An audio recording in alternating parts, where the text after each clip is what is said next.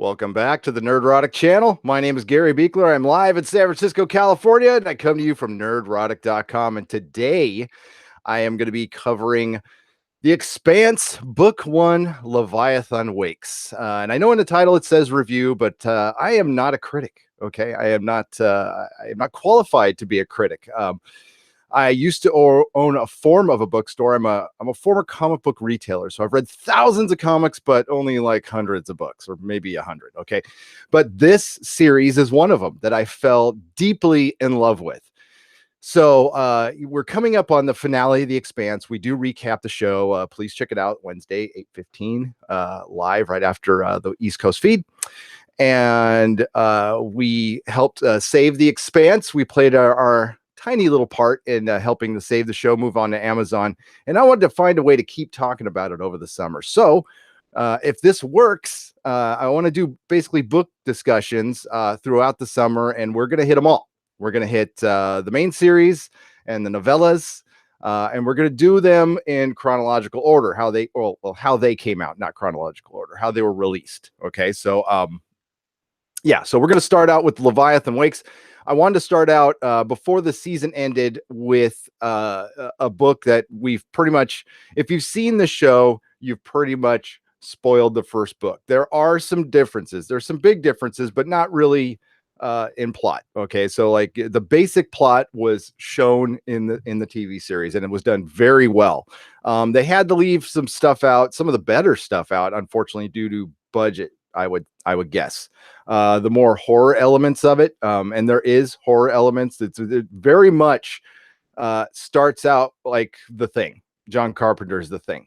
So we'll get into that, and mainly it's a discussion with you guys. So it's what you guys bring to the table, and we'll go over the book. And I've got my notes up here that I took as best as I could, and I just took a long road trip and listened to the book. And man, it makes for a good. As a matter of fact, I just got back from VidCon, which was okay. And I missed a panel because I wanted to finish a chapter I was listening to. So I sat in the parking lot for a half an hour listening to the book and having security guards stare at me. It was really fun. So welcome everybody in the chat. I hope everybody's having a great weekend. Oh my God, we've already got a super chat. The difference is I noticed Miller's second partner informing why he got picked for the Julie Malkidnat job. Holden being XO right off the bat, and how the captain wanted to go to the scapulae. Yes, those are some major differences. And one of the biggest differences is the vomit zombies. You know, we saw a little bit of it in the show, but some of the biggest differences were in the beginning, how they structured it. There's no Avasara in book 1 at all. And they had to weave her in the season 1 because she shows up in book 2. So hello, everybody. Hi, everybody in the chat. We'll go for like 90 minutes. Does that sound good? We'll go as long as we want to go, I guess. But I will go over the book. And as I go over the book, please pipe in with whatever you guys want to pipe in with. Didn't read the books, but still interested. All Nerdrotic streaming. Thanks, Mark Mignata. That's cool. And hopefully this is a big commercial for the book. So what I've been saying is I'm not a reviewer. I love this book. I know some of the flaws of the book are the bad guys are a little mustache twirling, and there's no motivation behind the basically the corporate entities that are the bad guys in this. But I disagree. This is the first chapter in a book series, and they really flesh that out later. And I think it gets you interested. This book also has one of the greatest characters to me in literature. Okay, some people might disagree. Some of my favorite characters in literature, which again, I have read a lot of comic books, but not a ton of books, are Ford Prefect, Dirk Gently, and Joseph Miller. Okay, I love Miller. Miller's story is amazing in this, and tragic. And the one thing I never got is everybody calls him an asshole in the book and nobody likes him. I fucking love the guy, and we're in his head. So maybe the fact that we're not in his head. So these books are told through the perspective of Holden and Miller, and it's structured a little bit like if you've read George R. R. Martin's Game of Thrones. as the book series goes on, they expand in characters, but this book is just told through Holden's perspective and Miller's perspective. And the story starts out completely separate. Now, we do have a prologue, which is in the beginning. We get in the head of here we go. Let me get to my notes. To Julie Mao. We're in her head, and at the end we're at the in the head of Fred Miller. So there are two other characters in this book that are shown, but we start out like they start out in the show with Juliet Andromeda Mao. She's been abducted from her ship, the Scopuli, and she's been shoved into a storage locker. She was in there for 8 days, and they showed this in a show, but you really get in her head, her fear, and like how much of a badass this woman is. Okay, so and she's basically living off nothing, and she got thrown into a storage locker and forgotten, and all we're hearing is sounds of horror. She doesn't know what's going on, and she's trapped in this locker. We don't know why she's trapped in this locker, and she finally, after the 8th day, she forces her way out. She walks through the ship, and there's nobody there. And this is, I love it when they mix genres. I love horror in space, because space can be a very scary place. Okay. Nobody can hear you scream. That's what they said in Alien. So she's walking through the ship. The last thing she had heard was one of her crewmates begging not to be spaced, and he got spaced. And that was the point where she decided to be quiet for a couple days inside the storage locker. And then she's like, fuck it, I'm going to try to get their attention. But right before she did, she heard right outside her door, her crew member getting spaced, and she's like, maybe I'll just be quiet for a little bit more. She waits a little longer, and the voices start to die down in the ship on the outside. She finally escapes, and she makes her way to engineering, and she opens up the door, and we see this in the show, but it's described a little more grotesque. So over what is like the nuclear reactor in the ship is all this brown sludge, and you can see like hands sticking up, and she sees the head of her captain, and it talks to her, and it's like, help me. And that's the point where the chapter ends. And all she saw over the reactor was just this brown goo. So they make in the show, they try to make the dead bodies a little prettier by making them like blue and glowy, and not like, because they're basically supposed to look like poop, okay, for lack of a better word. And it's pretty disgusting. So then we meet James Holden, and he is part of an ice hauler from a company called Pure and Clean, and it's called the Canterbury. And Holden he's a really interesting character. I know he frustrates the hell out of my partner Dennis, but he's kind of, I don't know, I use the word slacker a little bit. He's just a guy who he's a super idealist, but he's really happy just being on this like crappy spaceship flying around. He's the XO in this ship. He turns down the XO job in the TV show, but he is the XO on the ship. And he sleeps, he's pretty much screws everybody on the crew. He knows Naomi and Amos, they're on the crew with him, and Alex. He doesn't like Alex at first. And they get a distress signal, and the law in space, or the law in the solar system, is like, if you get that distress signal, you have to answer it, because it's there's a thin line between life and death out there. So, and what this show does in spades, what it does so well, and this is what I love the most, and that's why I guess I gravitate towards science fiction and fantasy, is I like good world building. And this does some of the best world building I have ever read. And again, it starts out a lot like Game of Thrones. Maybe I'm crazy in this, but in the first book of Game of Thrones, the first prologue chapter, we follow some Night's Watchmen out past the wall, and they get attacked by the White Walkers. So we see immediately like the big bad, right?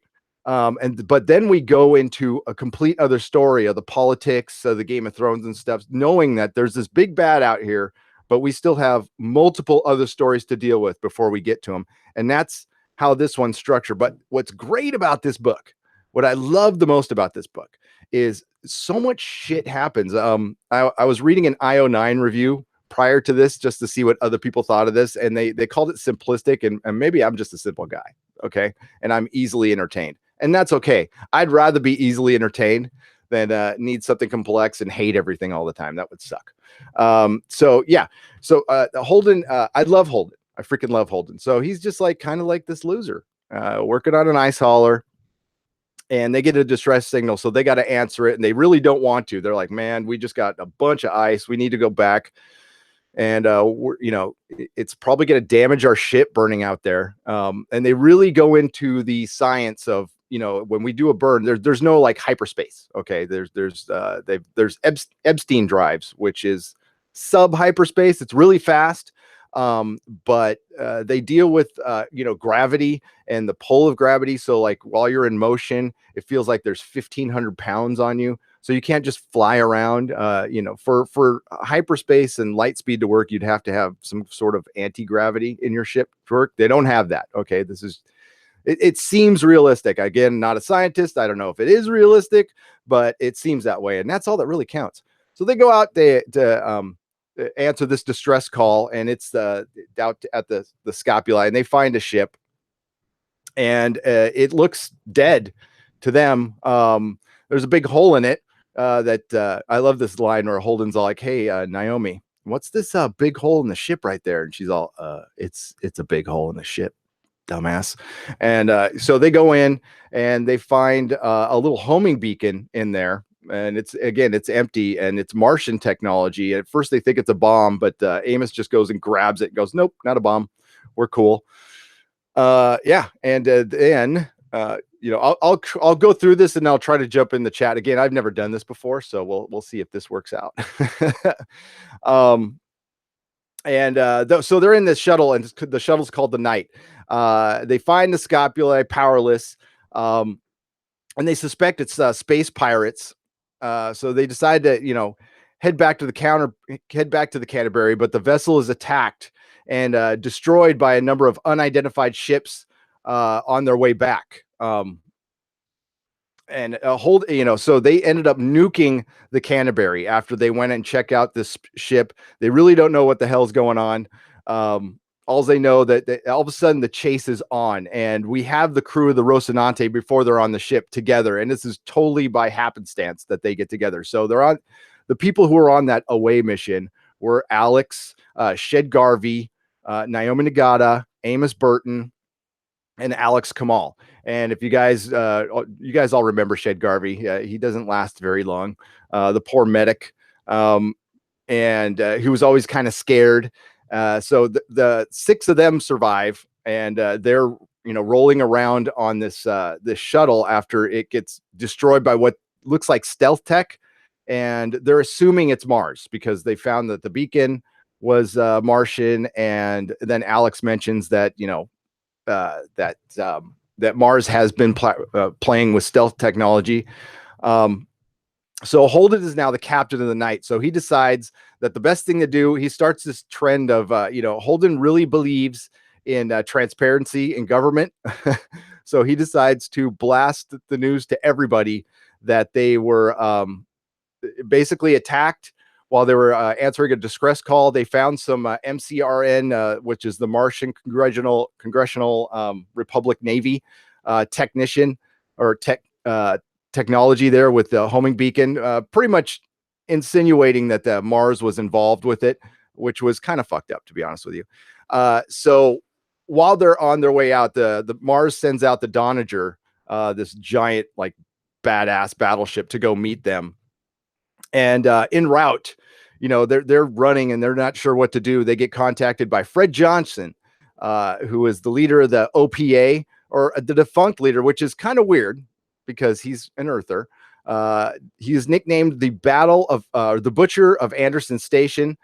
He currently runs Tycho Station, which is this. Thanks for the patch, Feisty. And he's building this giant Mormon spaceship, which is supposed to go out for a century, to go out to some star to where all the Mormons can leave Earth and go practice their religion, without any persecution or whatever. For whatever reason they want to go out there, So this giant Belcher corporation called Tycho is building it. It's run by Fred Johnson, but it's kind of a front for the OPA, or kind of a front. It is a front for the OPA. So he contacts Holden while they're on the ship, and basically says, hey, we've I think you're being set up. You should come out and talk to me. I'm offering you safe haven. And, they don't accept it right away.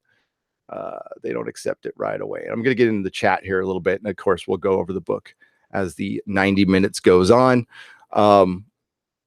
It hits the ground running, this book. It absolutely hits the ground running. And the show does a really good job of, being structured like the book. So let's get up and see what y'all think. I don't know how many of you read the books, but I'm in the middle of reading Leviathan Wakes again, so I'll watch this in a few days. Okay, please do. It'll always be up.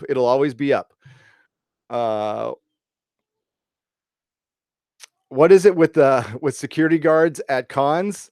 The stories I hear. Oh, I've got stories. I got stories, James Hayes, for another podcast for you. Yes, the vomit zombies. And just to get ahead in the story a little bit, when you get sick with the Proto Molecule, it's anaerobic, so you have to touch it. And how it passes is you puke on somebody. And I have missed a super chat. Thank you so much, John Bellman. So glad to see a book review pop up. I just finished Persepolis Rising audiobook today. John, I will get to that. I'm curious to see what you think. I'm torn on that book, to be honest with you. I am torn on that book.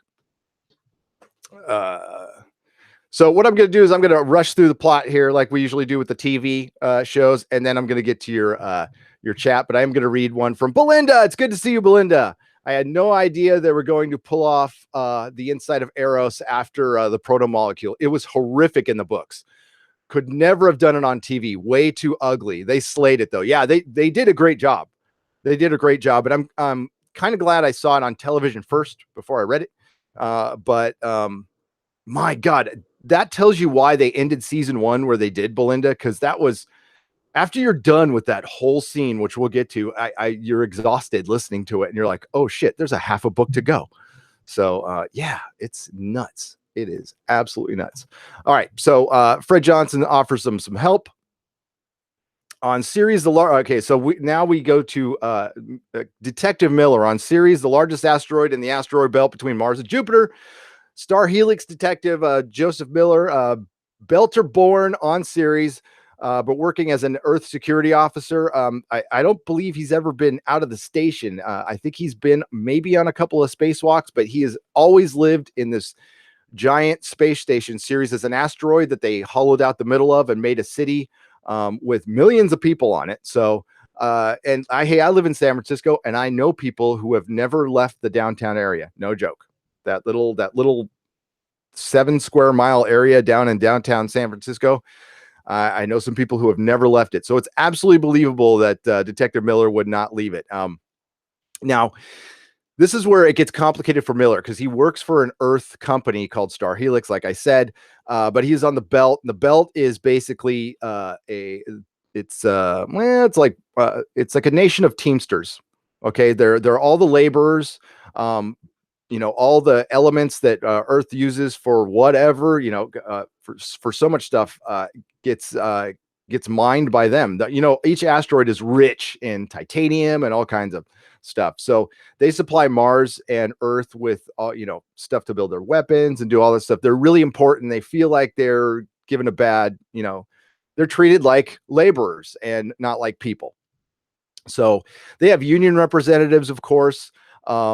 And each station is kind of monitored. Some are monitored by Mars, some are monitored by Earth. The belt is not independent at this point. And they're very resentful, and they're very, it's a little bit Palestine, a little bit IRA, but with and a little bit Teamsters. And it's very believable in this. And also they've been out there so long. This is, we're 350 years in the future on this one. So there's people who've been born in space. So all Belters look a lot different. They kind of touch this on the show, but I mean, they couldn't do that because they'd have to find a lot of skinny people who were 7 feet tall. So yeah, a lot of the Belters, because they were born in space, they have like really knobby knees, thin bones. They're all really tall. They have kind of enlarged heads, and that's the biggest difference with Miller. Now they explain it in the TV show that he had some kind of a bone fusion, that his mother did a bone fusion on it, so he would look like an Earther. And he's ostracized in two ways in the TV show: by looking like an Earther and by working for an Earth company. In the book, it's just the fact that he is a cop and he works for an Earth company. And these the best thing about this is you're getting two different stories within this book. You're getting this like space opera action story with Holden's perspective, and you're getting just a hard-boiled detective noir story with Detective Miller, and they meet later on, which is awesome. So he is he's just a gumshoe, and he's running around, and he is assigned a kidnap job, to find Julie Mao, who we saw earlier. She is the heiress of Jules Pierre Mao, a multi-billionaire, I would guess, for Mao Kukowski. It started out as a law firm, basically, and it turned into a multi-conglomerate. And she is the basic story of the rebellious daughter who became a revolutionary, and they want her to come back home, and they sent Detective Miller to go find her. And it's supposed to be like a side job. He's having to work a bunch of other stuff, and even in his side cases, it all connects. Like there's one aspect where they there's all this shit going down since Holden broadcast that it could be Mars that attacked and blew up the Canterbury. We started the Remember the Cant, which is a good hashtag. And it's starting, it looks like it's about to start a war between Mars and the Belt. So, Sirius Station's about to jump off. There's a lot of rioting. They noticed the riot gear's missing. A lot of strange things happening. A lot of the local Grega, which is, basically the small time mobsters who extort all the businesses. Some of them are starting to leave. He's starting to notice a lot of weird things happening, and out of the, and at first, of course, like with all of our protagonists who we're in their head, nobody believes them. They're being paranoid, Miller. And Miller might not be that great of a detective anymore. He thinks he still is, but he's kind of a drunk. He's kind of surly. He's jaded, and he's crooked. He'll take bribes. He's got no problem with that. So Holden, so the Donager locks in on Holden and the night shuttle, and they basically go to the Donager because they have no choice. They like after and the reason Holden broadcasted out this big message was to be safe. Like now everybody knows that they survived the Canterbury, and they think it was Mars. The Mars ship is coming out to get them. It was supposedly just to negotiate. The company that Holden works for ordered him to go to the Donager, and he's like, yeah, we might as well go. We don't have much choice. But there is that offer from Fred out there. The minute they get on the Donager, they get interrogated a little bit. We meet Lieutenant Kelly. We see a version of him in the show, and they get interrogated. They're trying, they're wondering, why did you blame us? What the hell's going on with everything? But then they get attacked, and they've been the night shuttle had been tailed by 6 ships that they just assumed was Belter ships, kind of keeping an eye on them for since Holden broadcast the message. And it turns out it wasn't. It turns out it was some of these stealth ships, and they attacked the Donager. And not for a second did anybody from the Donager, any Martian crew, think that they could be beat. Like everybody thinks that like this is just this unbeatable craft. It's got every weapon possible, rail guns, all that shit, which fire these giant tungsten bullets, which can just rip ships apart and destroy planets if fired far enough.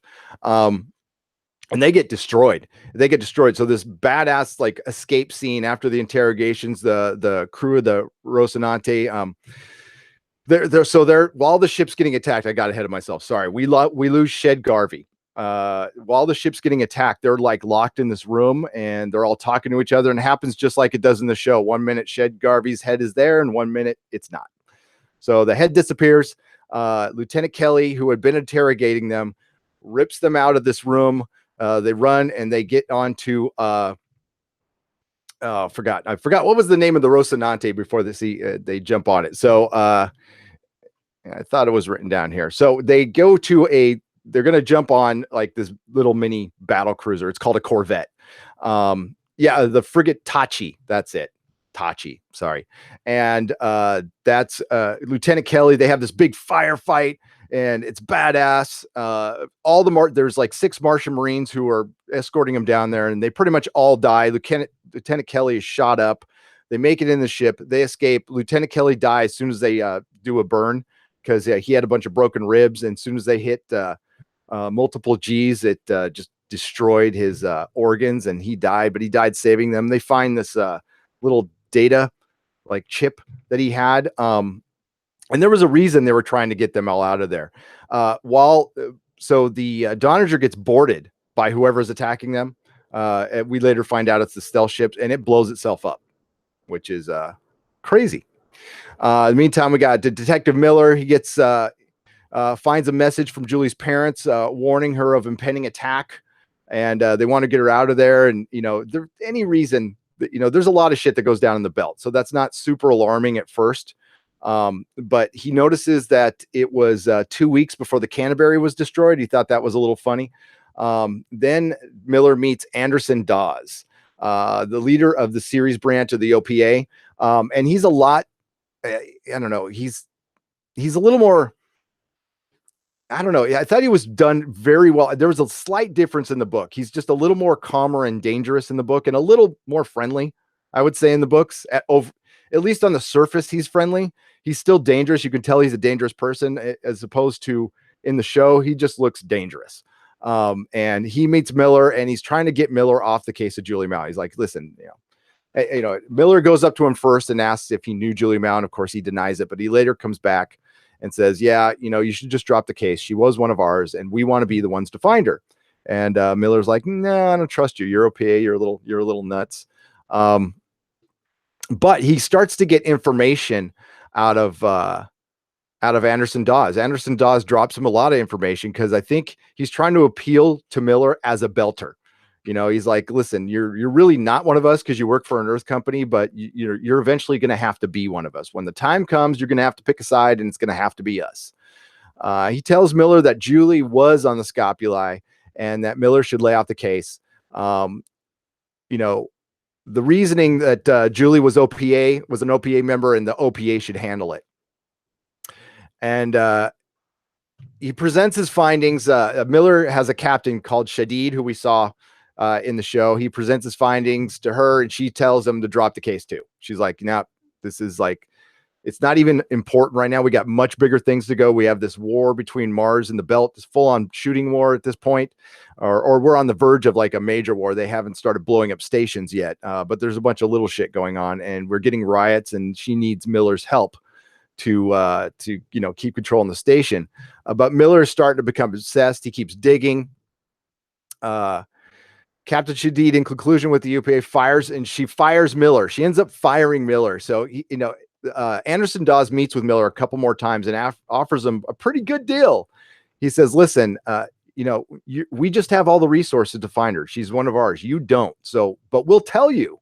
But Miller eventually lies to Dawes and says, you know what? Okay, fine. I'll lay off the case. But then, of course, he sends a direct message to Julie's dad. We do not meet Jules Pierre Mao in this book as well. So it's no Avasara, no Jules Pierre Mao. But Miller, he's Miller. So he keeps digging, and it pisses Dawes off. So Dawes finally, spills more beans to him that she was on a job on the Scopuli. She had found some information, and by Miller pushing, he actually got a lot of information. In the meantime, we all met. I kind of went over Havelock. Havelock was his Earther partner, who was a target from the beginning. So he was on the early cases with them, but Havelock was just getting too much shit from all the Belters. And once all the stuff started going down, he eventually just told Havelock's like, dude, you got to get out of here now. Things are about to go down, and you need to leave. And the Ceres government ends up falling. The governor of Ceres gets smuggled out, and that's when it becomes OPA. At first, Ceres was Earth, but now it's OPA. So that's when Havelock has to get the hell out of there. Havelock shows up in a later book, which is great. He and they kind of forgotten about him in the show, and the guy playing him, I guess, is Magnum PI now. So I don't know if they're going to bring him back, because he does come back in book 4. He comes back in book 4, and I love Havelock. So he takes off. Miller gets a replacement partner, and who's kind of a rage head. It's a woman cop, and she has basically zero emotion. And it's funny, it's through her he finds out that that he's a shitty cop.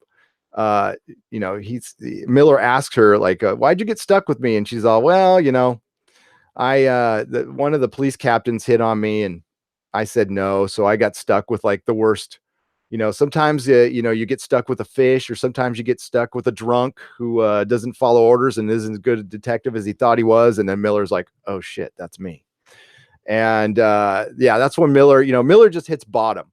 And then he ends up getting fired once the series station goes to the control of the OPA. Shadid's like, listen, you're too much of a liability, and you didn't drop the case, so I'm really sorry to say this, you're fired. And they gave him 3 months severance pay, and Miller's life has just hit rock bottom, and the only thing he has is this Mao case, and he really latches onto it to the point where he starts seeing Julie.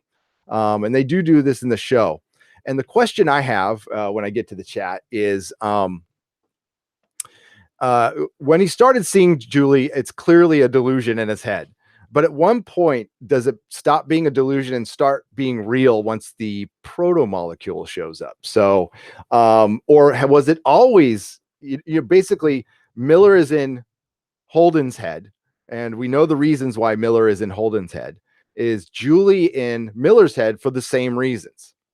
I don't know. I really didn't think about it for the first couple times I read the book, and now I'm thinking maybe it really kind of was a form of Julie. Maybe not. I don't know. I could be wrong. Miller has become obsessed with, and he keeps digging.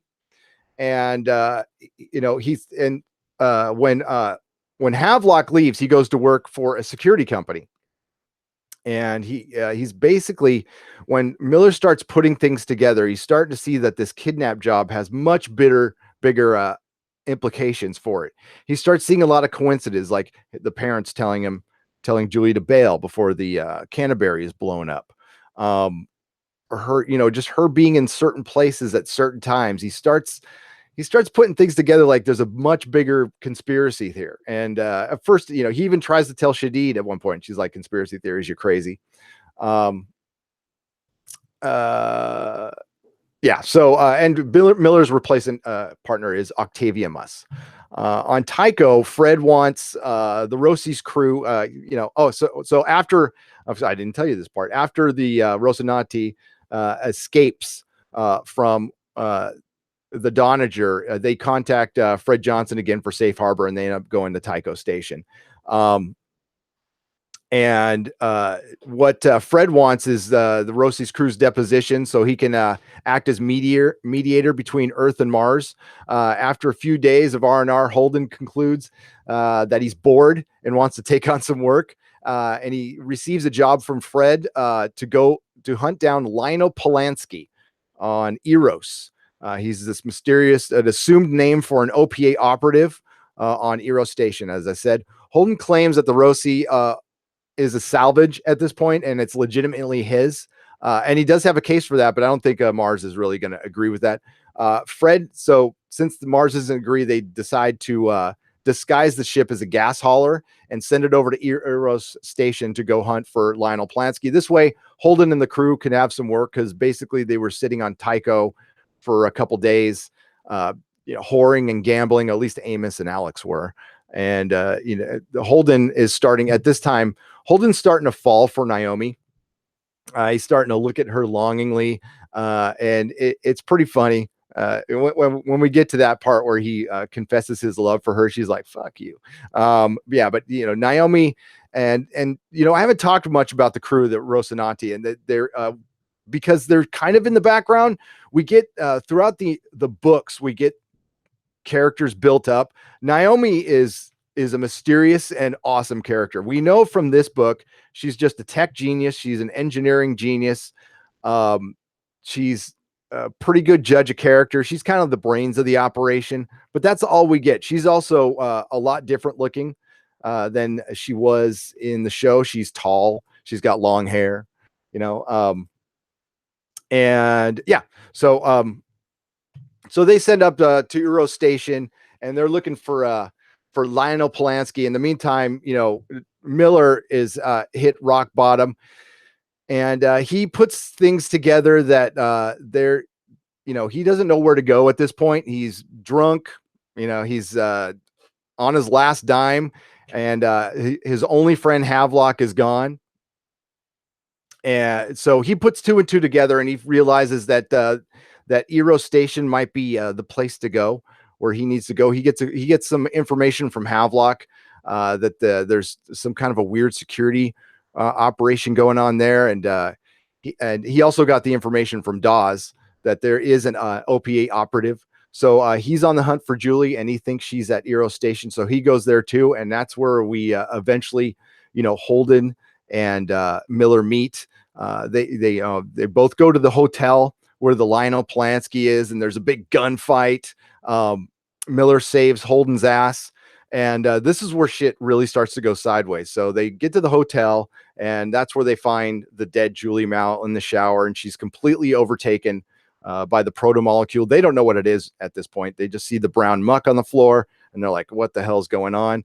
And Miller is just completely shook to the bone, you know, because he had gotten really obsessed with Julie. He started basically falling in love with Julie. He learned everything about her, went to her apartment, read all of her emails, just immersed himself in her life. So this was a really emotional moment. So Holden had just met Miller, and took Naomi to point out that, like, oh, he knew her. He knew her, and he's really shook. And they're freaking out because they just gotten this, you know, they're a crew that just escaped. They've been getting shot at from the get-go, and they get to this hotel and they get shot at some more. Alex is completely freaking out. Naomi's freaking out. Amos has been through this shit before, so he's like, whatever.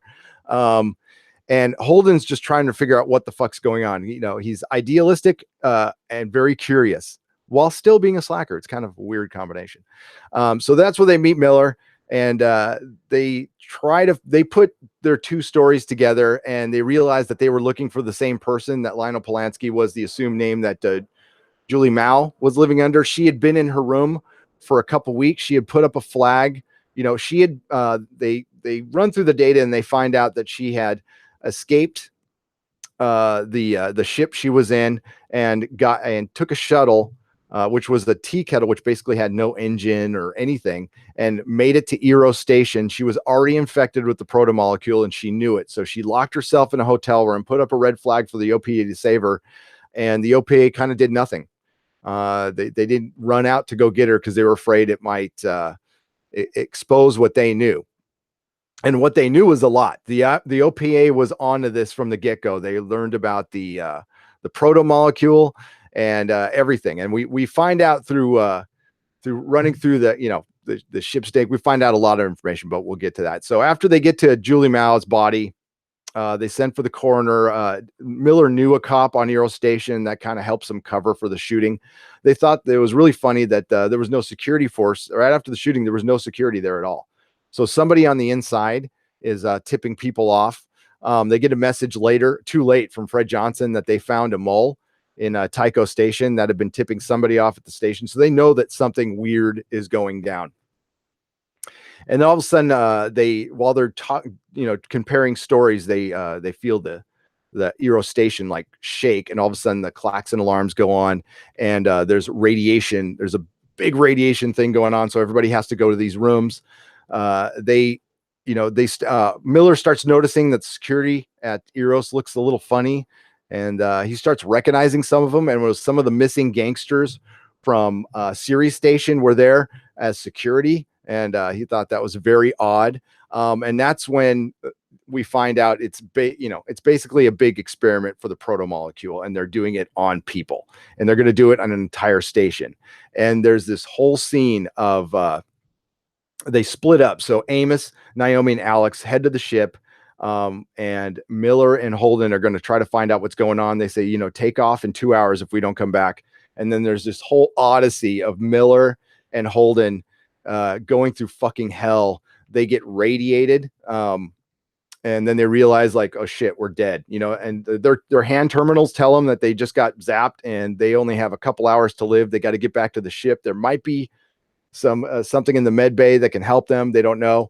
And they start seeing just all the chaos. It's people rioting, security guards putting people in these radiation rooms, and they're radiating people. Not everybody. Some people are staying out, but they're trying to keep control, and they managed to do it. And then there's this scene where the tube station there wasn't working, and all of a sudden it starts working, and the tube trains pop up, and the doors open, and it's fucking zombies coming out. So like I said, shit goes really sideways. And then the 3 or 4 chapters this is in are so amazing. And this is the middle of the book. So we have these horrific zombies who are just covered in brown slime, and they're puking on everybody, creating other zombies.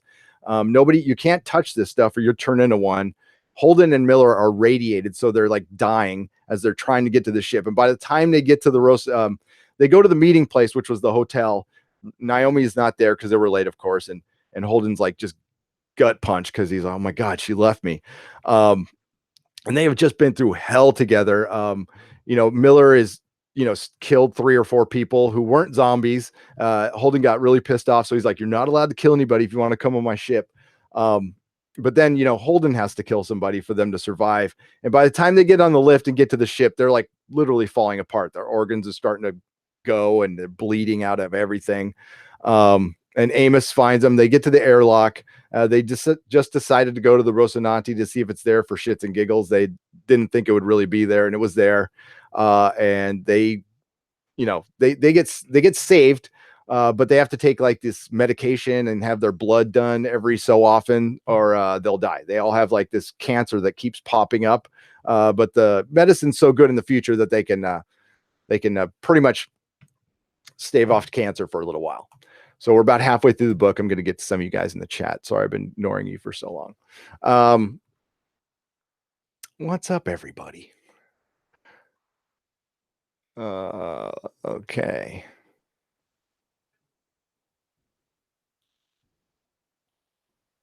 And I'm going down. I'm trying to find the chat here. Viking bitch says, I think Holden has good intentions, but he is horrifically naive. And they point that out quite a bit. This whole transparency in government is a very youthful, idealistic thing. And Miller tries to teach him throughout the book, like, kid, that is the dumbest thing you can do. The best way he does it, he tells them a story of, basically of when Havelock gives him information that's with the coordinates to Throth, I think it's called. And, Holden asks like, oh, who was it? And he's all, I'm not going to tell you, because if I tell you, you'll tell everybody and a good man will die. See how this works? You just can't blab out information without consequences. What Miller was trying to teach Holden is to like, ask yourself what happens next. Every time you blurb out something, ask yourself what happens next. Holden started a war. The course of hell is paved with good intentions. They have to take cancer meds for the rest of their lives. Miller had an alarm to take them. Yep, they said on the phone. I appreciate reading a book like this. Some books like Clockwork Orange, you may really have to work through. It's nice to have an easy read once in a while, and that's what it is. It's a simple read, and I have no problem with simple reads, but that's why I probably like comic books so much. Miller spends way more time crawling through Eros in the books. He does, Belinda. They really paint a horrific picture of Miller and Holden. By the time they are done getting back to the Rocinante, they're spent in every way. So that was a really great time to end. I missed a super chat. Slurmy Scott, thank you for the $1.99. I appreciate it. They spend a lot of time in the book on that, and it was really intense and great. The puke zombies are the best. All right, so I'll finish up the plot here. We'll get through real quick. Again, this is we're all gonna practice this together. All right, so once I get to my notes, sorry about this.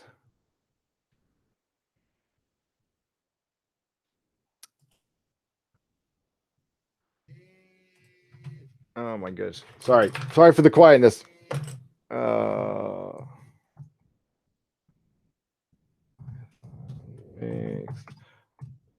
window just went down on me. Just went there. It is. There we're back up. Talk amongst yourselves for a moment there. uh, okay, so after the radiation attack is done, Holden Miller make it back on the Rocinante, and during this whole sickness thing, Naomi is helping Holden, and this chapter is told through Miller's perspective, so he's watching the whole thing, and Holden confesses his love for Naomi, and they've known each other for 5 years, and that's when Naomi's all, how long have we known each other? 5 years. Yeah, I've liked you for 4.5 of them, and you're just noticing now.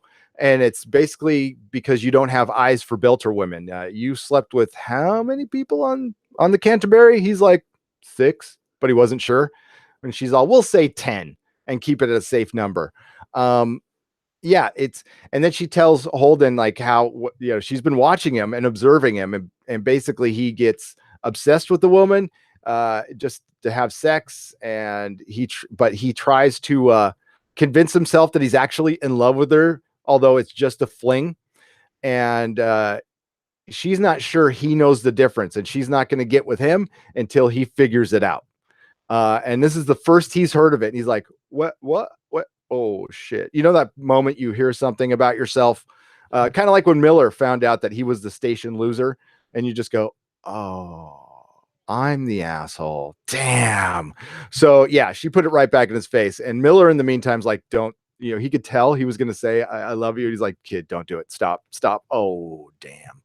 But, afterwards he's like, hey, she's kind of worth it. She sounds like she's thought a lot of things through. She sounds like she is a little into you. You just got to do a little work, buddy. Like not being a dick for a little while. Fred contacts Holden, sends him a data chip that Lieutenant Kelly had on him. They had offered it to Fred, detailing the EM signatures of the ships that destroyed the Donager. So they got the signatures, were made in Earth on the Bush shipyards. I'm wondering if that's named after the George Bush shipyards. I don't know. Well, could be. Holden broadcasts this information publicly after Miller tells him, dude, did you not learn from the last one? But obviously he didn't, causing Earth to preemptively attack Mars. And they thought they were going to attack Mars itself. They ended up attacking a station. This is quite a bit a big change from the TV show. Mars recalls their entire fleet from the belt at this point and puts a blockade against Earth. The crew of the Rossi, with Miller in tow now, head to an asteroid where Julie mentioned in her log. So they had read all of Julie's logs. And Miller's again has become quite obsessed with him. After Miller and Holden became friends at this point, but there's still, you see their differences. Miller has no problem shooting somebody. He can make a decision on the fly. And the funny thing is that Holden gets mad at him for basically doing the same thing he does, but on a much larger level. Now, Holden doesn't, pull a trigger on somebody and shoot him in the face, but he just causes wars by blurting out information without thinking about it. And that's the funniest thing, is they both are guilty of the same things they're critical of each other of. And in the same vein, Miller just fucking shoots people without thinking about, maybe it'd be better just to injure him at this point, pop him in the kneecap. You don't need to kill everybody right away. But Miller is a little bit more decisive and older. And honestly, some of the people he killed, a couple of them was kind of nasty, but most of them had it coming. The crew of the Rossi and Miller, now they go to this asteroid and they find the stealth ship that destroyed the Scopuli, the Anubis. Deserted. The reactor is shut down and it's covered. They see it's covered with all the brown goo and the flesh of body parts, and it's all frozen around the reactor. And that is the crew of both the Anubis and the Scopuli. And they find the video from Protogen, which is the company that is basically sponsoring this war. And they learn that, and this was the lesson that he was trying to tell Miller was trying to tell Holden is like, you blurred out information insinuating Mars, and it turns out Mars wasn't the one who blew up the Canterbury. Now you blurred out information about Earth, and even though those ships were built in the Bush shipyards and it looks like it's Earth, it might not be the Earth government. And they find out that it's an evil corporation behind everything, Protogen, and they see this tape with a guy who looks like a total sociopath, and he talks about the Proto Molecule, and that's the first time we hear it called the Proto Molecule, and this is the first time we hear that it's extraterrestrial, and they're all starting to freak out at this point. They all have been slowly realizing they're in like way over their heads. But they're all driven by revenge. At the core, this is all about getting back for Julie and getting back for the Canterbury. They all have their reasons to keep going on, and they're pissed. Okay. Yes. And Holden. Okay, so Holden goes back to Tycho to tell Fred what they found, realizing that Eros is beaming data to a hidden Protogen base. Miller contacts his old partner Havelock at Protogen. He just happens to work at Protogen right now, which is good. They were the only ones really hiring. Havelock says there's a secret base out there in the belt called Thoth, and sends Miller the coordinates. Holden tells Miller that he's officially. This was a great moment. So, as they're there's a little scene between Holden and Miller, and Miller's going to talk to Fred about getting the coordinates to Thoth Station, and Holden's like, okay, but make sure you're back on the Rossi, because if shit goes sideways, we got to get out of here, and I want to make sure you're on the crew. And basically, he says you're part of the crew, and Miller gets a little tear, gets a little choked up, and he goes around the hallway and starts crying. And I thought that was one of the best scenes because Miller's been alone. He's been alone probably his entire life, and this is the first time he's been welcomed and cared about by anybody. And it was an awesome scene and setting up something disastrous. He's just, as it says here, Miller is extremely happy to finally belong somewhere, because he's never felt like he belonged his entire life. He's never felt like a full belter. He works for an Earther company. He's just felt like this outsider. And haven't we all felt like that at one point in our life? The Rossi kicks off. So they head out to Thoth, and the Rossi flies out there without any engines or anything, and they put out a distress call saying that it's just an empty tank that fell off of a tanker ship, just so it can get close enough to the station to start attacking. The reason being is they don't think the ship is going to do anything long range because it's secret and it doesn't want to give its position away, which really makes a lot of sense. So Fred is on this attack crew, and they bring Miller. Miller kind of forces his way on because he knows the coordinates. There's a funny scene where he's talking to Fred Johnson about this whole military op, and he's like, listen, I want to make sure you guys are just like little OPA runts. You're basically terrorists. You guys don't know how to do a full-time military operation, so I want to make sure you know how to do this before I give you the coordinates. And then Holden's all, do you know who you're talking to? Talking to Fred Johnson, like Colonel Fred Johnson, the butcher of Anderson Station, Fred Johnson. And then Miller's all, I wish you would have told me that up front. That would have really been helpful. Damn. So they board the ship. There's some firefighting, and then they meet basically the boss, or the head tech at Protogen, named Anthony Dresden, who we see in the show, who is very nonchalant. He's tall, but he's an Earther. Not a lot of empathy. And we find out that he has engineered a bunch of he's basically engineered some emotions out of some brilliant people and made these on the spectrum sociopaths who, as long as they give them information to work on the Proto Molecule, they don't cause any trouble, but they always have to have security guards around them, because if they stop working, some of them go a little crazy. So because the reason they have to have sociopaths is so they can conduct an experiment on millions of people, killing millions of people, to find out about the Proto Molecule. They ask, well, why can't you do this in a petri dish? And he's like, I'm not trying to do this. And we find out what the Proto Molecule is.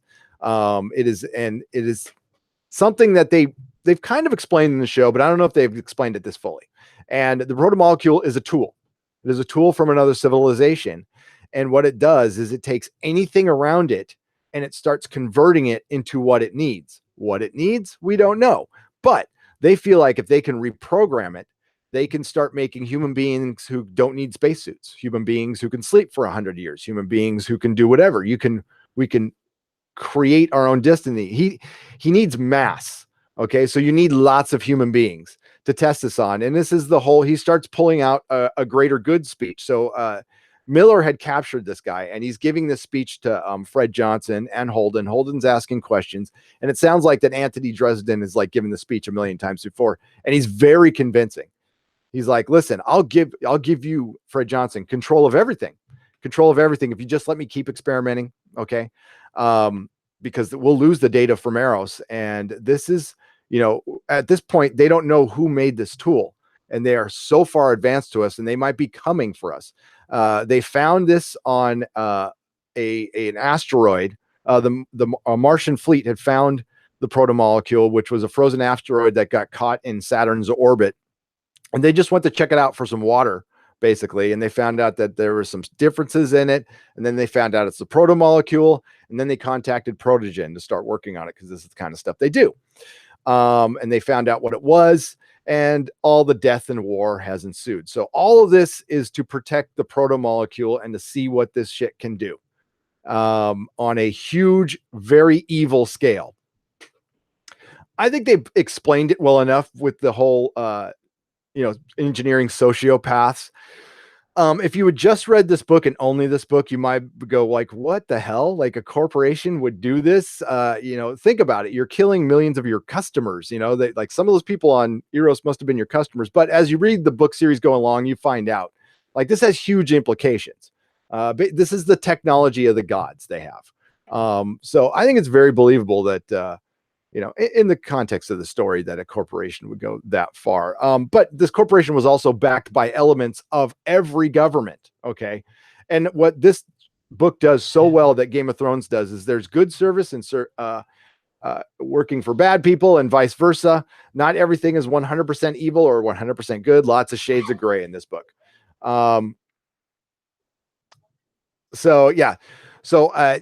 hearing this speech, Miller just says enough and blows the guy's head off, which pisses Holden off, which pisses Fred Johnson off. And they go back. Holden kicks him out.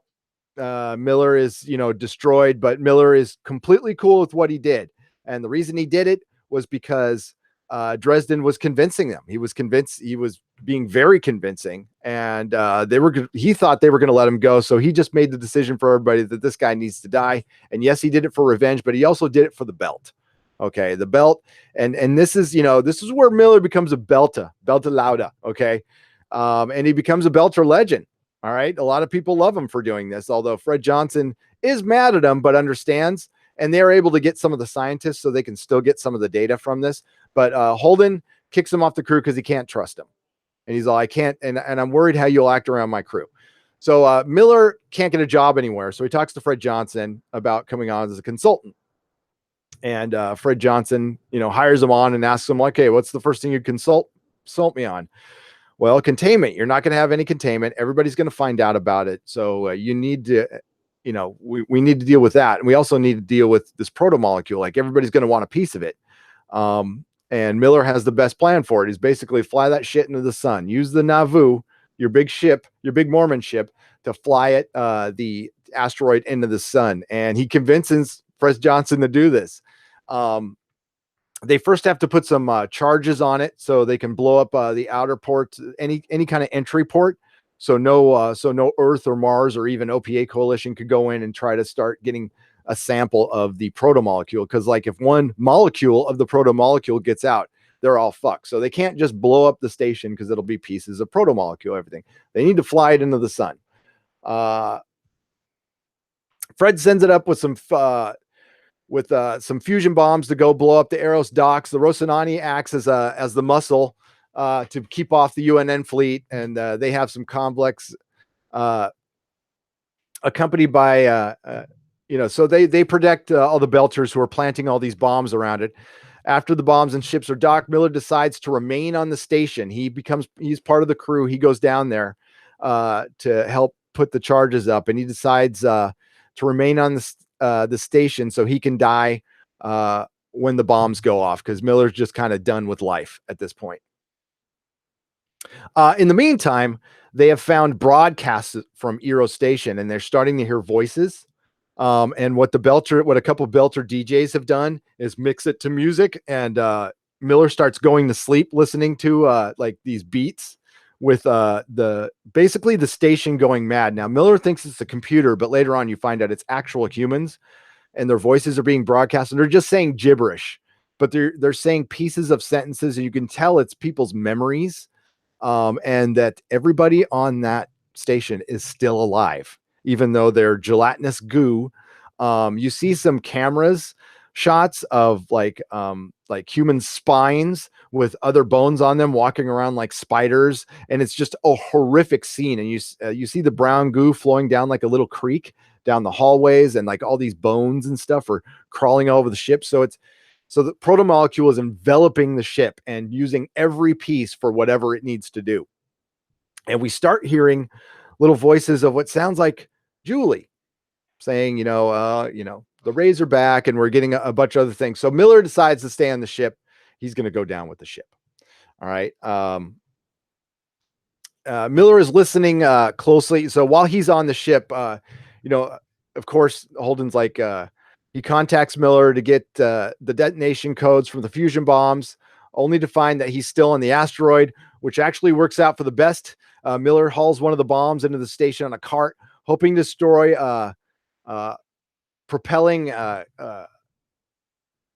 hoping to destroy part of the Proto Molecule. Earth launches all of its nukes in the meantime to blow up Eros, which I honestly don't know if that would work, targeting the transponders of the dark ship because it can't get a target lock on it either way. And all of a sudden, Eros starts moving.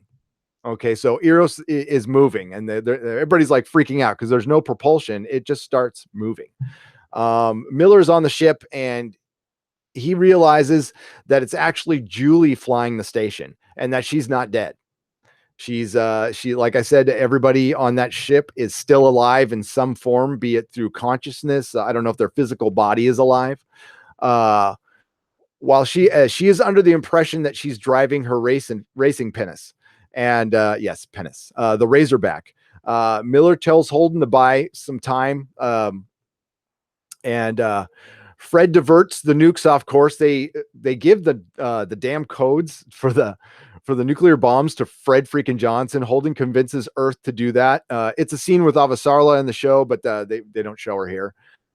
So they can buy Miller some time to maybe help divert Eros from flying into Earth, because Julie thinks she's riding her racing pinnace back to Earth. So Eros is flying to Earth, and it will destroy it, and that's not in anybody's best interest, because that's all, they still get all their air and their water from Earth, so they can't destroy Earth yet. So Miller finally makes his way to Julie, and he convinces her, he talks to her a little bit, and he convinces her to fly to Venus. And he does say that the great line that's from the TV show is like, we could die, and if we don't, well, that'll be interesting. I think I will give it to the show on this one. That scene at the end from the episode Home, that's from the end of the book, but it's the middle of season 2, where Miller, you see in the show, Miller has fallen in love with Julie. And I think Miller in the book basically becomes Julie. I know that sounds really weird. I don't think he's in love with her. I think maybe in just a father-daughter kind of way, not in a sexual kind of way. And she becomes a beacon for him. And he keeps seeing her. He sees visions of her. And I was wondering after reading it a couple times, like, is that the Proto Molecule? Is she really there? Or is he just that delusional? Which I don't know the answer to. I'd love to hear you guys say it. But the scene in the show is done much better, with the little goodbye kiss, and they stay on it a little longer. And Miller and Julie talk. There's this beautiful music. The effects are perfect. You feel so sad for Julie. It's such a tragic end for this idealistic girl who got in over her head, but she ends up saving the world. She ends up saving the world with the help of Miller. And it was a tragic end to a great character, but a perfect end. A perfect end, or is it? In the epilogue, Holden affirms that the 2 kilometer high crystal towers growing on the surface of Venus, implying that the proto molecule has survived. So they just averted danger for a little bit. We don't know what's going on with Mars. Fred Johnson has become even more legit at the end, and the crew of the Rossi claim that they just fly off in the Rossi, and they don't know what they're going to do from now on, but they think that ship is theirs. Out, and they have no homes really to go to because they lived on the Canterbury, and that's where the book ends, and that's where I will get to the chat. Wow, that was a long recap. I'm sorry. So maybe I'll do the next one faster. But now we get to the chat, and yeah, maybe these will be 2 hours long. So what? I really like Amos in the book. Amos in the show is just a little too pretty. His acting is good, but I wish they would give him some scars or some other flaws. Viking bitch, I don't disagree with you much. I like them both. I like them both. He is a little too pretty. But I think well, now that we're going to get a season 4, they've really heavily hinted that we're going to get some of Amos's background. So they need to find a way to mix in the churn, which I think they might next season, but that might conflict with book 5. Book 5 is going to have to get split into 2 seasons. And that at that point, I think they can mix through flashbacks, the churn a little bit, which we will cover here. And we will see. But I just in my head from the books, it's Dave Bautista. Dave Bautista. Is it Bautista? Yeah. The MMA guy. Is he MMA or wrestling? I don't know. The guy from Guardians of the Galaxy. That's how I see he's Amos in my head in the books. Oh, and Mako says Batista would be a perfect Amos. He would. He really would. Penn Farm Girl says, personally, I don't like pretty girls, but I see no problem with eye candy for both sexes. Agreed. Well,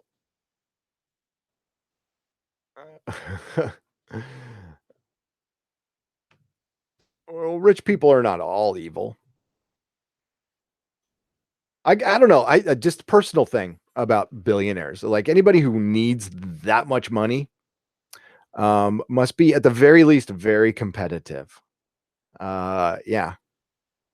Because it's real easy to say, if I had $100 million, I'd be good with 100 million. I think I'd be cool with that. If we started making more, I'd do other stuff with it. But maybe they do. Like what was it? John and I were talking about Bezos and how much money he has. Maybe there is a guy out there like Elon Musk would be the guy like, we're going to just overpay our workers because we can. But then the government comes to him and goes, if you do that, you sink our economy. Maybe there was a rich guy out there who goes, you know what? I'm going to pay all my warehouse workers $200 an hour. There you go. And then the government's like, yeah, and you completely fuck our economy by doing that. So, yeah, I don't know.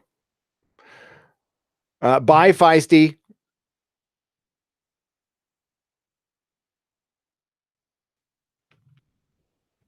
Okay, movie says, I also agree that Holden gets into things without thinking through, wants good result, noble cause, but gets Harry pretty quickly. Yeah, he's kind of a dumbass, but we love him. He does learn as time goes on, which is funny. When we get to Persepolis Rising, which that book is something else, man. I haven't bought print books in years. It's all audiobooks or Kindle for me, says John Bellman. Yeah, I only buy print books of books I really, really love. And this is one of them. And I go out and get the first printings. I try to get them signed. I got to give it up for James S.A. Corey, who is actually Daniel Abram and Ty Frank. Just in my brief creative endeavors, being in a band, and I've written and published and drawn a couple of comic books that will never see the light of day, so don't ask. Well, maybe, but they have to be redone.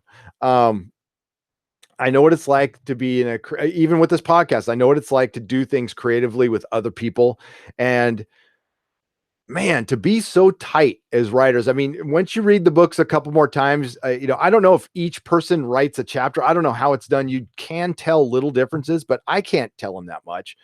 That is incredible how what they've pulled off. Plus, they do a book every year. I don't know if the next one's going to come out within a year, but doing a book a year and at this high quality, my proverbial hat is off to them. It is fantastic, and these are really fun reads. They're not perfect as the time goes on. This is a big commercial for Leviathan Wakes. I love this book, and I love the fifth book quite a bit. Some of the other books that I have some problems with. We'll get to those in future reviews. We'll see if we can discuss that. Michio Pao is the one in the sixth book. Babylon's Ashes, I have a major problem with. I can't stand that character, and I skip her chapters. Yeah. So like some people, some of the criticism of this book in particular is like it's just in it's a little simplistic to some people, and where Johnny Pappas uses his library. Good for you. Support your local library.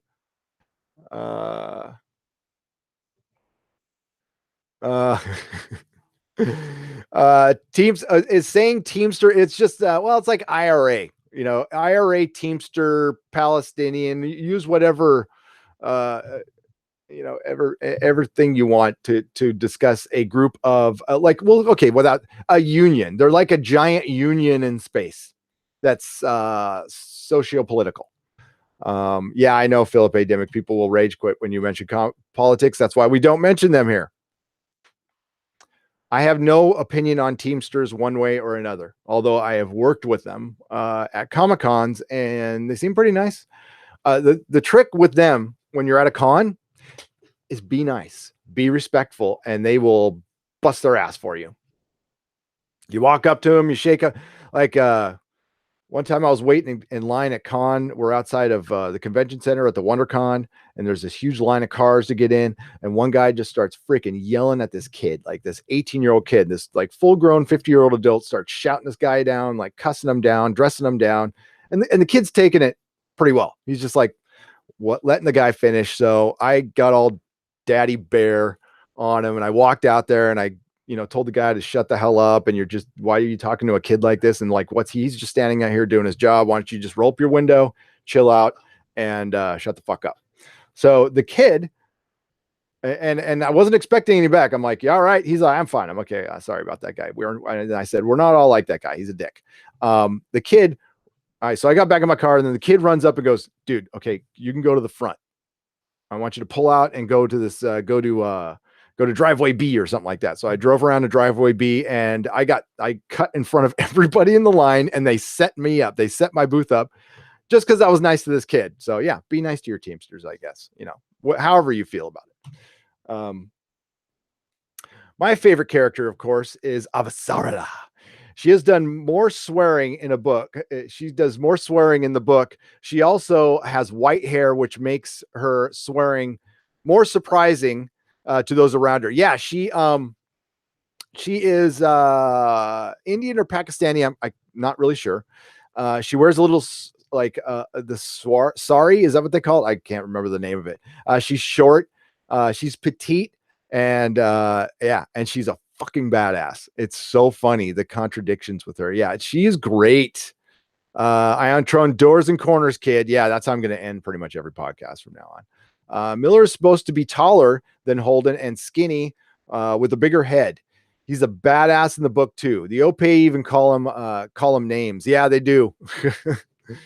No, the Miller is a sad sack, but we love him because we're in his head. I can understand why people who aren't in his head would think he's a total fucking asshole. But I always thought people were just way too hard on Miller. And I was fucking pissed at Holden in the book. I'm like, motherfucker. I was starting to like not like Holden for kicking him off the ship. Miller's protege Havelock has graduated to Magnum PI coming to fall this CBS. I know, Ion Tron, which means, well, I don't want his show to get canceled, but I don't think he'll be back. And he comes back in book 4. And he plays a major part. So what they'll probably do is bring back another character, which they could there was the I'm forgetting her name now. Help me, Belinda. Was it Miller's ex-wife? Who they talk about in the book, but I think she is in. She's at least an ex-girlfriend. I can't remember if it was ex-wife or ex-girlfriend. They might bring her back instead. Persepolis. I have a hard time saying that word. Persepolis Rising started a little slow, but I loved it and think you can see it. Is definitely the first book of a trilogy. The end of the first book of the trilogy that is ending the whole series. So it does feel a little jarring at first. Oh my God, it's jarring. After a reread, I did like it. I like the bad guy. I think it's really interesting what they're trying to do. I think some of the complaints, Belinda, were how I don't want to get into too many spoilers. There's a big bad of something and they tease it a little bit and then they don't give you anything for a while. That was actually one of the criticisms I've noticed from multiple commenters from last week's episode was they had the big reveal of getting on the ship and Holden got on the ship and he got to see the end of everything. And then we don't see Holden the entire episode until the end. And some people were a bit frustrated by that. And I can kind of understand that. Haven't read the books, but Avasara is my favorite in the series. Johnny Pappas, then you will love her in the books, Johnny. Try the audiobooks, man. They're really good. So far, my favorite character is Miller. Close second is Amos. Least favorite is Holden, says Mako. I think Dennis would agree with you on that one. I guess in order would be Miller, Amos, Naomi, Alex, and Holden. But I like Holden, I do. I love Alex. There's not enough Alex sometimes. He's just this all shucks kind of guy. It's good to have that around.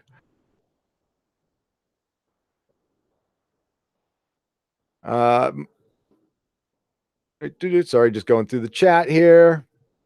I love a little old woman that shreds people with just a few words, right? And we know where they're out there, right? My Grammy on my mom's side was like Avasara. She smoked Lucky Strikes till the day she died, which was 89 years old, and she started out when I was a kid being like 5'3", and by the time she died, I think she was a hobbit. She officially turned into a hobbit. It was 4'10". She shrunk. She was the cutest little thing that took no shit. So anytime I was in trouble, which was a lot, I got sent down to grandma's for a couple weeks. Fucking hated that dude. She made me work. Holden's my least favorite. I love Avasara and Drummer. Yeah, Drummer finally gets like her day in the sun in Persepolis Rising. Weren't you book readers a little worried that Drummer was going to take the place of Sammy the mechanic in this season on the TV show? I was.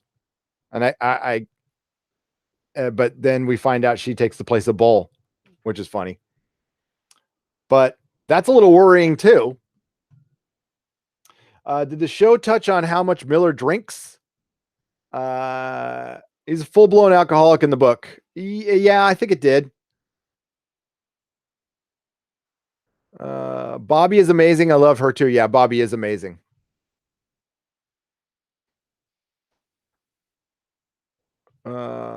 Yeah, that's the biggest difference. Before we get into that book, is Bobby is huge in the books. Okay, and that's really important for stuff that happens later. Because like I've heard the term Bobby Sue. It's like no. So it's like she's Brienne. Think of her as the Brienne of the Expanse. She is a warrior. She is 220 pounds, like 6'3" or something like that, and just all fucking muscle. All muscle. High velocity tungsten is the best, says Doug 34. So says a lot of people. Could be kind of kinky. I actually like how self-aware Miller is. Yes. Until the end. Well, I mean, at the end too, but he was self-aware about a lot of things, except that he was a complete loser. And then he goes, "Yeah, okay, I can see that," and he kind of rolls along with it. That's the one point Holden points out to him about killing people. He's like, uh, they were talking about Amos, and when Holden was basically telling Miller to fuck off, he's like, "Listen, Amos knows he's done bad things. He knows he's got a stain, but he tries to do better. You, Miller, just shrug it off, and that's the biggest difference." But he really doesn't. Bye, movie Fanobi. Catch you later. Tachi. I have to let I have to jet, fellow people. Enjoy. Hopefully see some of you later. But those in the West Coast hosts, bye for now. And I can't read. Sorry, Move Finobi. Yes, we're doing 3 podcasts today. Okay, so we're doing this and Westworld finale, and then we're going to do Preacher. I'm in talks with Doomcock. I don't think we can get him on today for the Woods because it's kind of last minute. I just saw his email this morning because I was driving all day yesterday. Doomcock will be joining us for the Expanse finale. I do have to run down like the format with him and stuff like that. So the poor guy doesn't come in cold. He is wonderful. He's done some great videos. He's also done a live stream with Random Gamer User 42. He did it with it 2 days ago. Joe, go check it out. She's awesome. Viking Bitch, you come right back. Bye, Fanobi. Yes. The Tachi. I love the chemistry between Avasara and Bobby in the books. Yeah, it was very good. Very good. And we will get to that. I'm scrolling down the chat here. God, I'm way behind. Sorry. And Drummer's in the 5th book and Avasarla's in the 2nd book. You're right.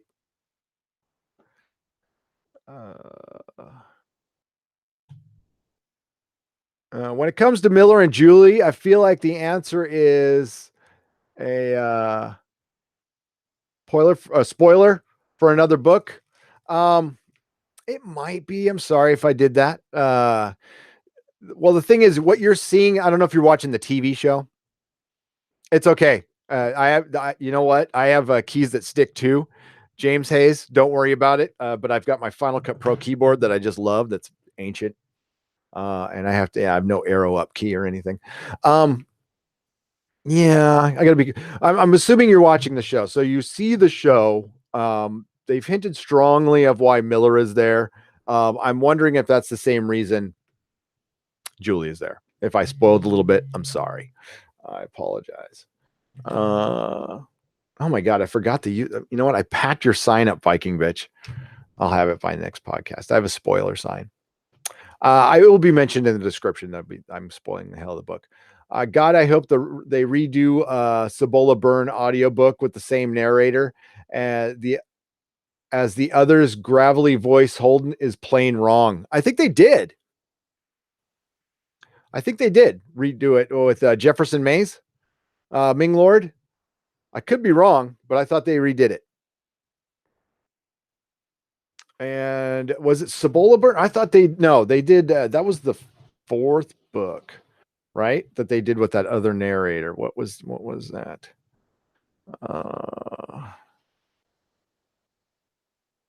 Was it Cibola Burn? It's the 4th book, right?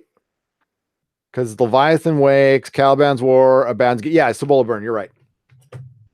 Yeah, that guy. Because I listened to that one too, and it was terrible. Oh my God. And how he did all the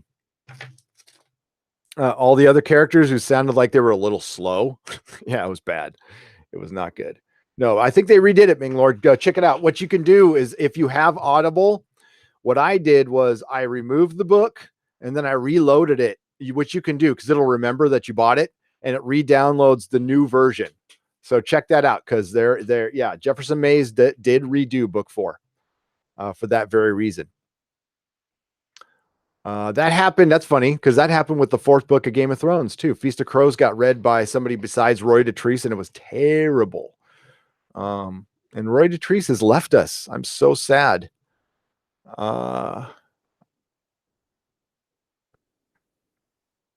It's a standard noir story structured where the cynical detective falls in love with the femme fatale and goes to find her. You're right, Mako. So you think he fell in love with her in the book? I could go either way on that one. I guess he did, but they never really, because there's such a huge age difference. Maybe they felt weird about it. You know, because I'm assuming Julie was in her like early 20s and he was in his late 40s. I guess that's okay. I wonder why Miller started seeing her in the first place. I wonder if she's reaching out to him, which he interprets as hallucinating, especially because he drinks so much. Yep.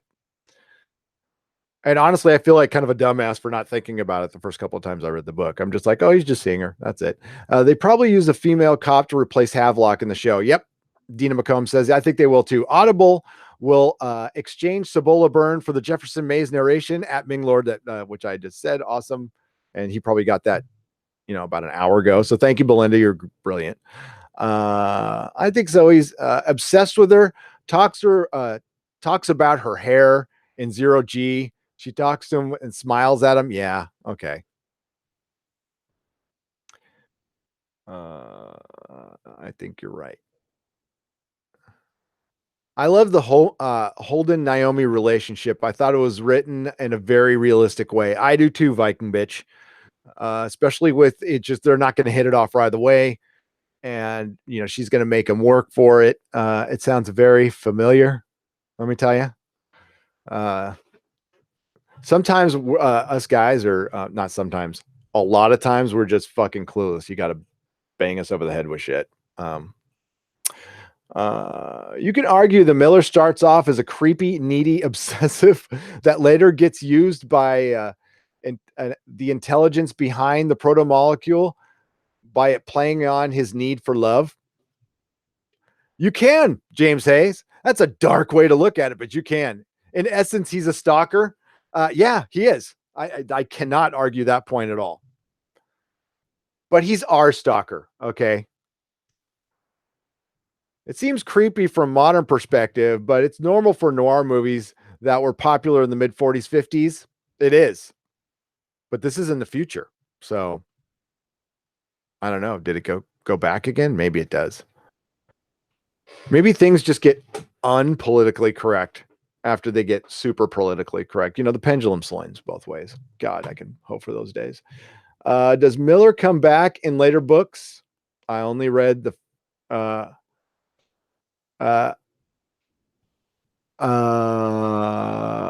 you mean after the fourth book? I can't say. I don't know. Damn, James, you are right, but that is the dark way to look at it. He puts it together. She's on Eros and they go to the hotel. That's right. And the other difference, I think, is wasn't she? Oh yeah, they moved her body. They didn't leave Julie Mao in her shower. They moved her. That's right. They moved her like to a safe room. Why was Alex freaked out about the fight in the hotel? I thought he was a Martian soldier. He was a Navy pilot, Mako. So he's not a grunt. He didn't do a lot of, a lot of combat at all. There's a big difference. He's just a pilot. So he shoots people from a long distance and he doesn't do any of that, like stabbing somebody and watching.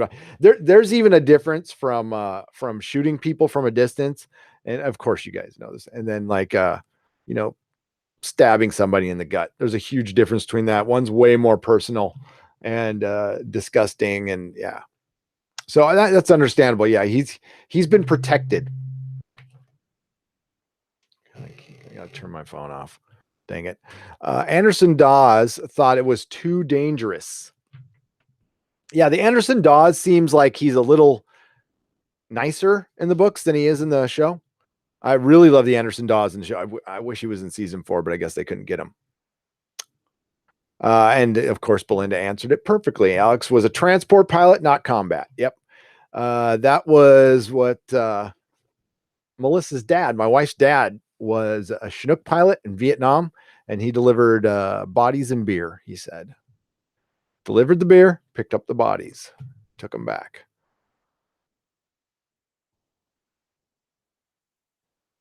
Well, they played on the cliche of investigating by following the money trail, but did it well in the writing. Yep, they did.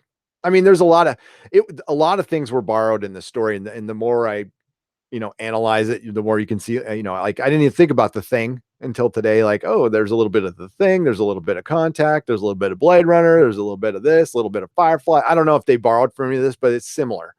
I don't know what their influences were, and I'm sure they've mentioned them, they being the writers. Miller reminds me of Harry Dresden. Yes, Mako, me too. Perhaps a bit darker, and in the book structure is a similar, starts very sympathetic, then builds to the nth next to the next books. Yep. Oh my God, Dresden's they need to make that a series again. That is such a good book series. And the writer's actually really cool. We had a panel, we had a booth next to him at Comic-Con, and I talked to him almost every day. Really nice guy. I think all the characters are affected by the fighting and horrible things they saw. I thought it was another realistic addition. Agreed, Viking bitch. Even Amos, to a certain effect, gets traumatized, and it's hard to traumatize him. Like there's even moments where he's like, "What the fuck," all the missing police gear. Yep. And then we're down to the super chat. Miller spends way more time. Oh, yeah, we have already read that one. I'm going to try to catch up here on some of the chat. How far down are we? Woo! Oh my Lord. I'm like a freaking 20 minutes behind.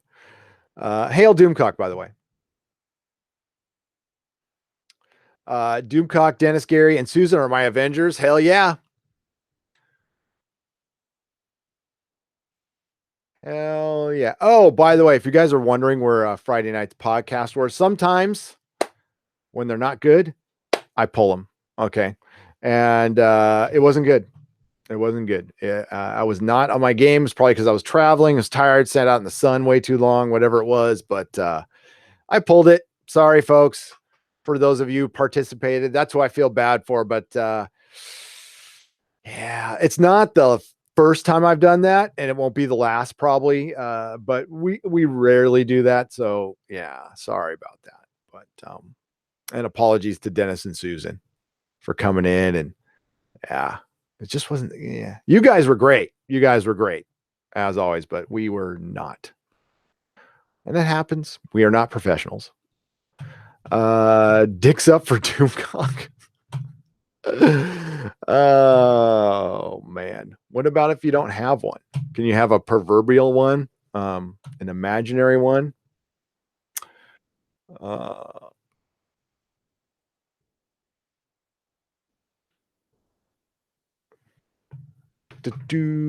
Love how Amos nicknames Chrissy for Avasara in the books. I love their relationship. Slurmy Scott. That's kind of my favorite. They're because it's semi flirtatious, which is funny, which I think is really funny. I always hear about the girls having daddy issues. Amos has mommy issues, but not in a bad way. Not his real mom, because I don't think he knows his real mom. But Amos went through some serious abuse and shit while he was in Baltimore, and has come out the way like a lot of people like that come out.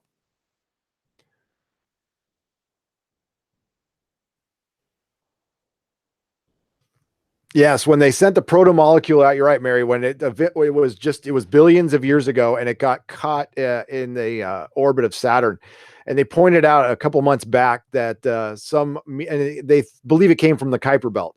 So it turns out that there is a piece of a comet or an asteroid that came from interstellar space, not even the Kuiper Belt, that got trapped in Jupiter's orbit. And Sci-Fi even posted it saying it was. They got am I blurry?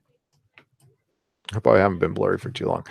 They say the Proto Molecule has arrived. Yeah, I haven't been really looking at myself. I don't look at myself. I read the chat. All right. Avasara rules. Yeah, I was really shocked to see that she wasn't in the book because I saw the TV show first. So So Bola Burns is by far my least favorite. I know some of it is the narrator on how and some of it's the writing, but some is definitely the writing. Did you have you listened to it with Jefferson Mays reading it, or are you listening to audio, or are you talking about reading it? My least favorite is Babylon's Ashes. That's my least favorite. I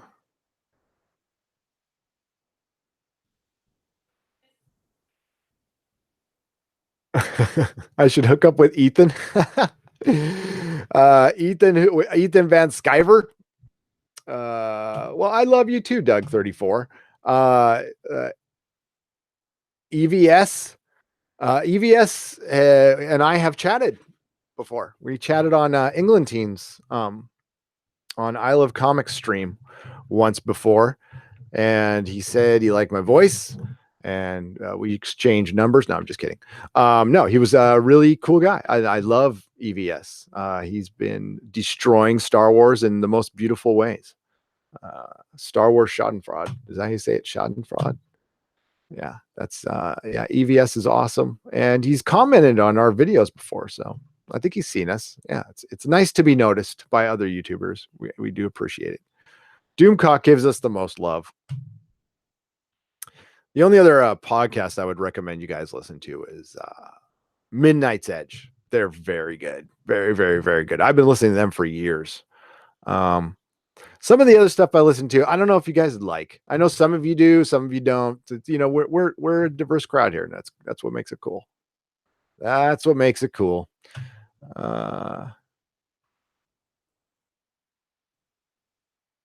Slurmy Scott agrees it's the low point. Yeah, you know what? Cibola Burn has a lot of good information in it,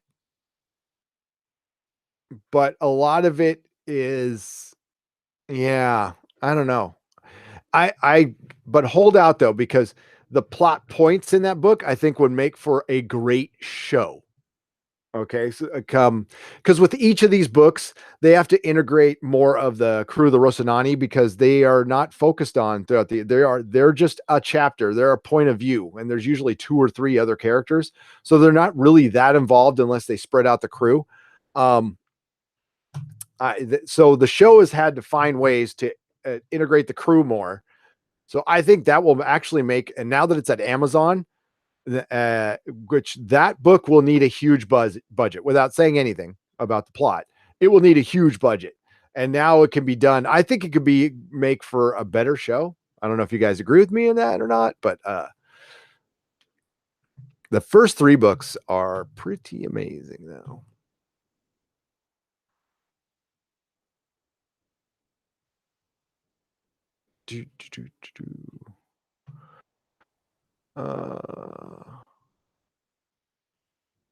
There are 2 or 3 things in Cibola Burns that totally pissed me off. Wait till we get to the review to discuss. Yeah, that's partially why I'm doing these, because there's something in Babylon's Ashes that totally pisses me off that I want to talk about. I've only seen in 1 or 2 Reddit threads. I love the actor playing Bobby. I don't think they could get someone to look exactly what that. They got pretty close. She's pretty big, I think. She looks big in the show, and that's the most important part. So, what do you think really attracts? So, what do you think really attracts Miller to Julie, like a moth? So what? So, what is that you think that really attracts Miller to Julie like a moth to a flame? What do I think? That's a good question, James Hayes. Sometimes, especially when you're a stalker, I don't know this first person. This is just what I hear, what you through my travels and AA and NA meetings, and being with obsessive compulsives, is you build an ideal of somebody and you make what you think is the perfect partner, the perfect girl, the perfect man, and it's made up in your head. And you fall in love with an idea that can actually happen. Okay. What was it initially that attracted her? Was her moxie, was the fact that she didn't fucking do, she threw away billions of dollars, like billions, and an easy life to go do something with her life with meaning. And Miller, and she's fighting for the belt. And Miller is a belter and has never done that. And it's clear by the time we get to the end of the book, he feels terrible for not becoming part of the belt, for keeping himself an outsider. Miller is a contrarian. Miller is an outsider. I could totally identify with that. I think what attracts him to Julie is her conviction, something he doesn't have until the end. Are you worried about Cibola Burn? It will be able to first season. No. Metcalfe might be. I am not. I think they'll be able to, like I said, pull it off. There's elements you can put in and you can make it a better show. You could definitely, because there's, listen, there was some boring parts in Abaddon's Gate. Okay. Abaddon's Gate wasn't a perfect book, but what the show did was really edit it well. Some of those bull scenes went on too long for me in the books. But we'll get to that in the third book review. Amazon is also adapting the culture series, which it's a new series by Nolan and Lisa Joy. Hell yeah. So Amazon Prime gets a lot of goodies. Yeah, they do. It's coming up. Maybe it's a good thing Doctor Who is over there. I don't know. Miller attracted to Julie because she was the antithesis of how he lived. Really? She was selfless and Miller was selfish. Yeah, you're right. That I totally agree with that. I'm a sucker for those long.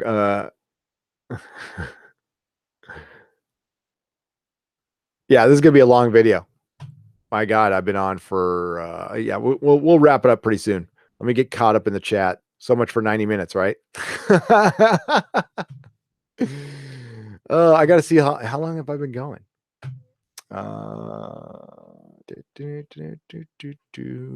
Wow. Yeah, so much for 90 minutes. These are just going to be, they're book reviews. They're going to be long. Okay. That's the way it is. Maybe I'll get better at these as they go on. Yeah, so we'll get down to the bottom of the chat here. We'll go. Okay, I'm almost caught up. Here we go. I suppose Julie was idealized in Miller's head. He never actually met the real her. He fell in love with the idea of her. Yep. Last check, we must have cleared because the authors and ex-producers have been taking jabs at sci-fi, even on the sci-fi podcast, like The Simpsons do to Fox. Really? That is good to hear. So yes, it's cleared. And sci-fi deserves the jabs now. Give it to them. Only 15 minutes now, Gary. So I don't even know how many people are watching. I haven't even been paying attention. Wow, 61. That's awesome. Okay, so and what the hell? It's a good little fireside chat here. On Saturday afternoon. Fuck sci-fi. Okay, I can say it right now. Fuck sci-fi. And I guarantee you, Happy is going to get canceled next season. It will. That's their MO. And once it does, I can tell you all the behind the scenes stuff I know about that show, but I can't right now. Now, yeah, sci-fi. They got it. Makes what's gonna suck is when you see this go to Amazon and you see the difference in the show, you're gonna go, God, can you just restart the series? Can we do it over? They did a good job with what they had. But again, there's budget constraints that there's no way they would have been able to continue the show in any way, shape, or form. It would have just been running around in the same hallway. Good sex should be about an hour. A good podcast should be at least 3. Pen Farm. I lost a day. I've lost Pen Farm Girl. I've lost many days. Many, many, many, many days. As a matter of fact, there is, I don't know how many days is 2.5 years. I've lost many days. Yeah. I'll tell that story someday when I'm not working for somebody. It's Monday where I am, just saying. This is Cardinal Doomsday. I like that name, by the way. Philip, okay, my 3 favorite YouTube channels are Fat Man and Batman, Nerdrotic. And today I found out. Awesome. I'm glad to be part of your 3. That's in great company too. Wow. Why did they get the show if they couldn't fund it properly? HBO and Amazon were interested, weren't they?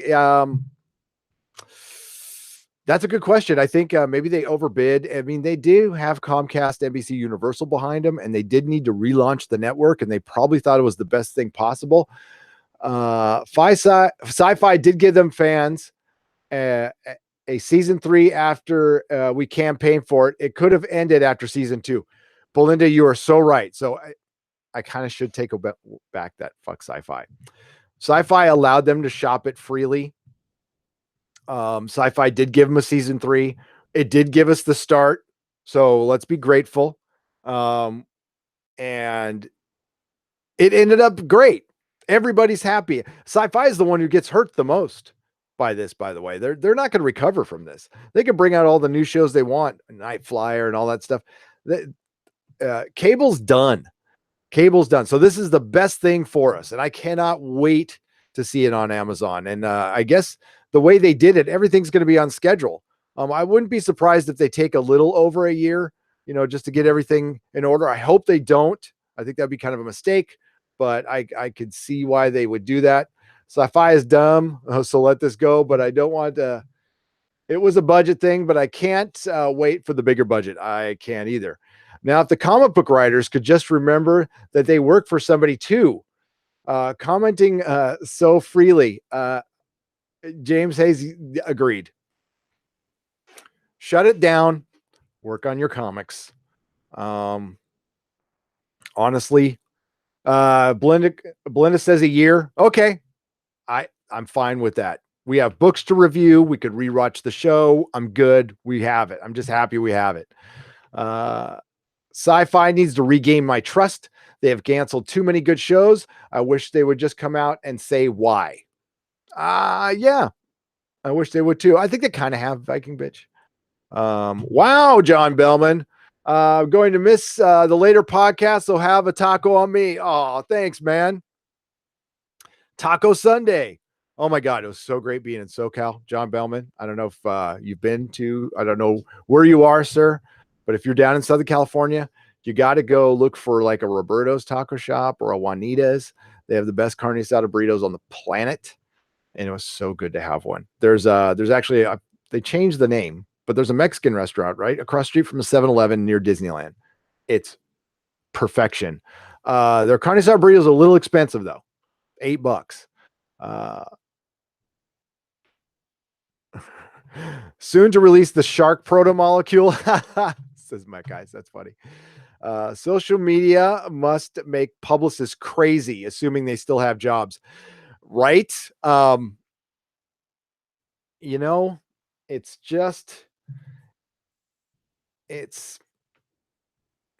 there's so much I could say. Yes, I eat more. I had avocado in my carne asada burrito. Knowing what I know. Yeah. They try, believe me, the ones who have publicists, they fucking try. Some people are just in love with their own thoughts a little bit too much and can't have self-control issues. Every time we did an event, Belinda, we would have a taco truck at our event, and it would, we'd give them a little ticket. We'd do viewing parties. It was a lot of fun at the comic store. All right, so I'm going to wrap this up. This one was a long one, man. It was fun. Holden seems to, of course, I go right into a comment. Holden seems like an idiot who'd tweet all the time, whatever pops into his mind. Thank God he's not the most powerful man on earth. Sci-Fi showed wrestling. It would be fiction, but not science fiction. Sci-Fi showed wrestling. It may be fiction, but not science fiction. But they did open the door for the Expanse. R.I.P. Cable, right? Yes. Yeah. Holden did tweet everything, all the information out for everybody and caused a war. So that's all I'll say about that. Folks, you guys are great. Thanks for hanging out with me. I'd pay for an amazing carne asada burrito. Yeah, $8. I was glad to pay $8, but it's supposed to be like $6. Very Ashmead.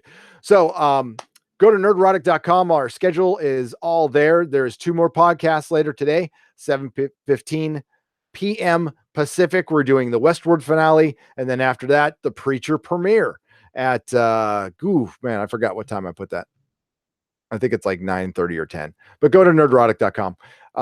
If you go to nerdrotic.com, all of our links are there. If you have not yet and you like what you hear, please like, share, and subscribe. We really like subscribers. We also have a Patreon.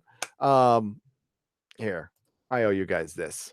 Let me get my out-of-date Patreon video that's going to go up while I read some more of your chats.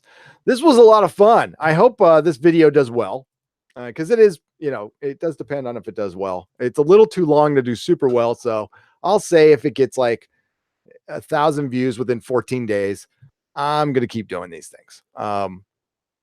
So definitely tell a friend and come in. And I want to, instead of going over the plot so much, I want to talk more to you guys.